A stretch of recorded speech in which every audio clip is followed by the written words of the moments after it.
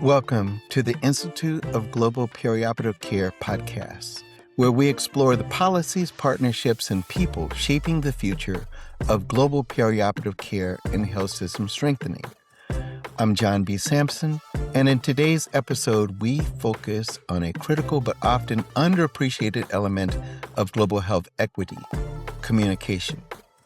As African countries continue to advance surgical system strengthening and work toward the implementation of the World Health Assembly's Essential and Emergency Surgical Care and Anesthesia Resolution, one question becomes increasingly important. How do African surgeons communicate across borders, across systems, and across policy platforms to help shape the future of surgical care on the continent?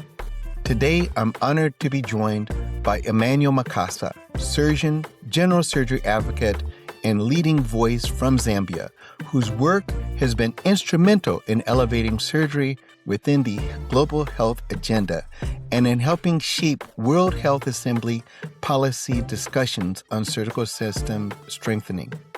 In this conversation, we'll explore the role of African surgeon communication in driving policy, strengthening collaboration, and ensuring that implementation of the ECHO resolution reflects the realities, priorities, and leadership of African health systems.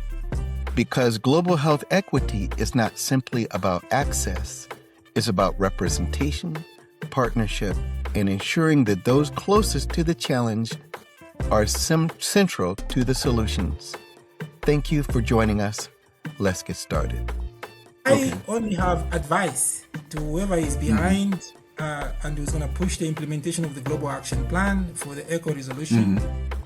They must take into account mechanisms and processes that are already in place on the ground. That's the reality that is there.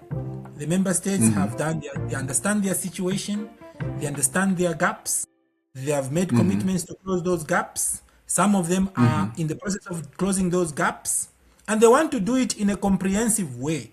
So you can't come to a country and tell them we should only focus on critical care and emergency care and only the cutting part of surgery. No, that's not what we're trying to do on the ground. On the ground, like I said, we're moving global surgery. Global surgery meaning policy. The policy should be good and be comprehensive and inclusive in their development, of all stakeholders. And it should also speak to the other policies that are already in place. Because the delivery of surgical care is not a parallel thing. It fits into everything else. So the policies better be speaking to other policies. That's what we want to see. We want to see, like I said, service delivery that is comprehensive. From health education, health promotion, prevention, and then first level, second level, third level, whatever facilities, and then palliative care, the life after the hospital. We want that full picture. We want to play a role in all those because we know our people don't understand and don't know a lot about surgical disease and surgical conditions and what to do about it. All right? And we want to do comprehensive education pieces. It can't just be doctors only. No, there are many actors and cadres that we have.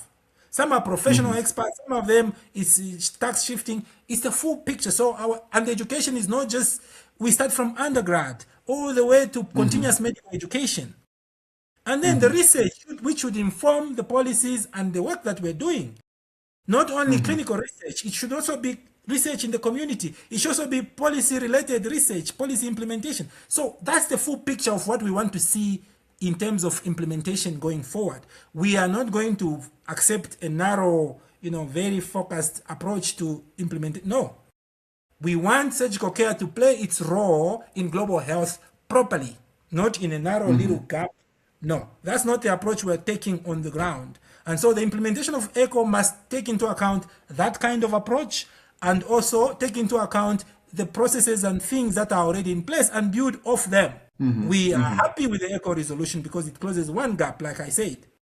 But we are not going to be narrowed down to only that gap and ignore and forsake everything else that we have done and we're doing and the understanding that we have today.